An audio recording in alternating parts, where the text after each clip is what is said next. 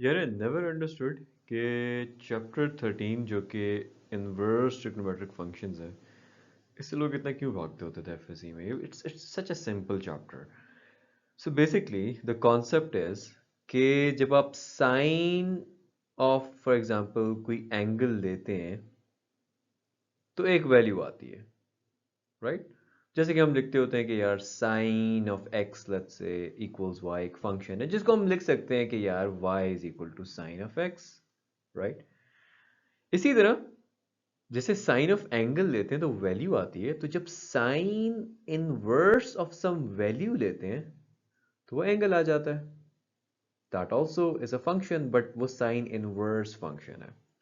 तो chapter 13 is all about these cases कि जिसमें आप sine inverse, cos inverse, tangent inverse of some value ले रहे हो और आपका रिजल्ट एंगल आ रहा है. अब थोड़ी सी एक जो कॉम्प्लिकेटेड चीज़ इन्होंने की है, मुझे लगता है कि क्योंकि आप थ्रू आउट इस फॉर्म में पढ़ते आ रहे हो कि सम वाई साइन एक्स के इक्वल होता है, तो मेरे ख्याल से इनको यहाँ पे ये करना चाहिए था कि sine inverse of y equals x लिखना चाहिए था. बट क्योंकि अगेन जो एक स्टैंडर्ड है वो ये है कि एक एक्सिस ऐसे होता है जिसमें हम हॉरिजॉन्टल एक्सिस पे हम इनपुट्स डालते होते हैं और इस पे हम आउटपुट डालते होते हैं. अब यहाँ पे इनपुट क्योंकि y है, अब इधर y हॉरिजॉन्टल एक्सिस पे लिखना I think would have been problematic, so they just said कि यार let's study y equals sine inverse of x, right? जहाँ पे x यानी कि कोई वैल्यूज हम यहाँ पे डाल रहे होंगे और y यानी कि एंगल्स यहाँ पे आ रहे होंगे. यार सबसे पहले तो मैं आपको बेसिकली इनवर्स साइन फंक्शन के ग्राफ बताना चाह रहा हूँ. पहली चीज़ मैं ये कह रहा हूँ कि इसको इग्नोर कर दो जो स्क्रीन पे है, और जो बुक में लिखा है उसको तो बिल्कुल ही इग्नोर कर दो. क्योंकि यार बुक में जिस तरह से उन्होंने ग्राफ बनाया ना, I think it's the worst way to explain a graph. Worst way hands down. खैर, इसको यार दो स्टेप्स में कर सकते हो. जैसे मैंने आपको पहले बताया था ना कि साइन ऑफ सम एंगल एक वैल्यू होता था और sine inverse of some value angle होता है. तो पहले तो हम सीधे वाले ग्राफ को देखते हैं ना, बुक में भी यही इन्होंने किया हुआ है कि y is equal to sine of x. अब आपको पता है y equals to sine of x. अब जब आप जीरो उसमें प्लग इन करते हो तो आंसर जीरो आ जाता है. मतलब जब एंगल, बल्कि यहाँ पे लिख लेता हूँ, जब एंगल आपका जीरो है तो वैल्यू आपकी जीरो आ जाती है.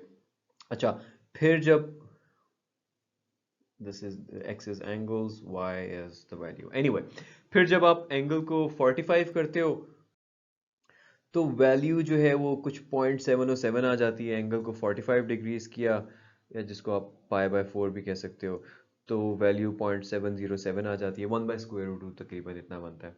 अच्छा, फिर आप इसको फर्दर 90 करते हो तो ये और पीक पे चला जाता है, 1 आ जाता है. फिर आप इसको फर्दर जो है ग्राफ को इसी तरह करते जाओ तो ये डिक्लाइन करता है, फिर ये 180 पे फिर इधर जीरो पे आ जाता है. तो basically y equals to sine of x, and I am sure आपको ये ऑलरेडी याद भी था.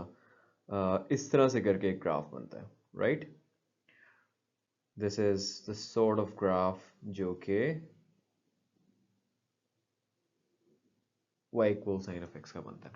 अब जब आप देख रहे हो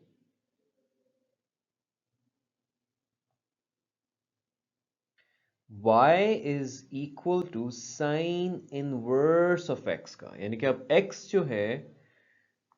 जो है वो एंगल्स की जगह वैल्यूज बन गया है और y जो है वो एंगल्स बन गया. तो यानी कि बेसिकली x अब ये वैल्यू बन गया है, y एंगल बन गया है. तो यानी कि x जब जीरो है, वैल्यू जीरो है, तो y भी जीरो है.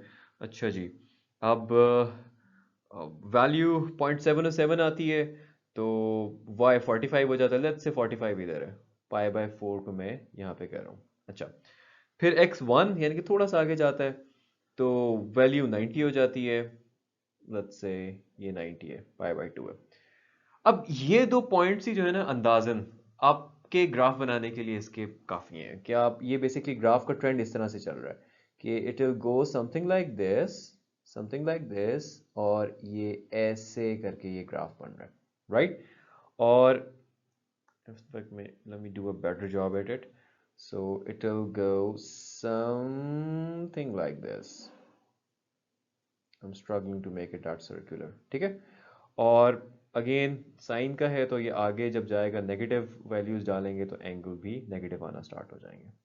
तो ये basically y is equal to sine inverse of x का ग्राफ है। Right, this is super easy. Book में जो कंफ्यूजिंग चीज़ है वो ये कि एक ही जगह बनाया हुआ है जो कि आपको एग्जाम में करना पड़ेगा पॉइंट्स के लिए। So let me erase this and explain that. So basically यार इसमें किया क्या है कि वही, जैसे यहाँ पे अगर आप ग्रीन में देखो लिखा हुआ है कि y equal to sine of x का ग्राफ है ये। आप भी एग्जाम में वो ग्राफ बना दो और उसके किसी पॉइंट पे लिख दो कि y equal sine of x का ग्राफ है।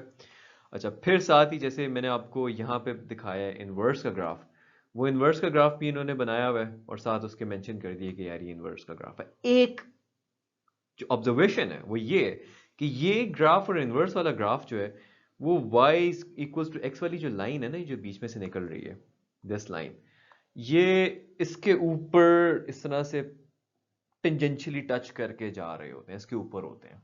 राइट, टेंजेंशियली कहना गलत होगा क्योंकि वो एक पॉइंट पे नहीं मल्टीपल पॉइंट्स पे भी हो सकता है ये, लेकिन एनीवे ये इस तरह से है कि ये लाइन है और ये जोड़ के इससे यूं घूम रहा है, वो जोड़ के इससे घूम के यूं जा रहा है। Right, so this is just an observation for the graph of sine inverse of x.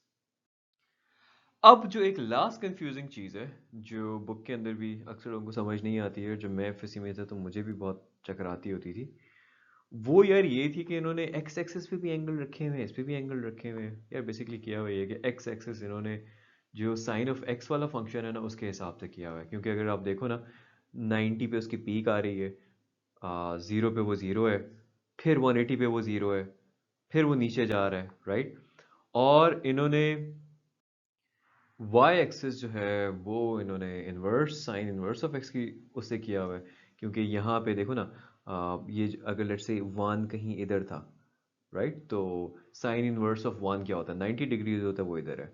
Sign inverse of 0.77 कहीं इधर आता है, 45 डिग्रीज वो इधर है। तो इन्होंने वाई एक्सिस जो है वो साइन इनवर्स के हिसाब से किया हुआ है। And that I hope explains this graph to you, और अगर आपके सामने ये एग्जाम में आ जाए you be able to produce it इंशाल्लाह।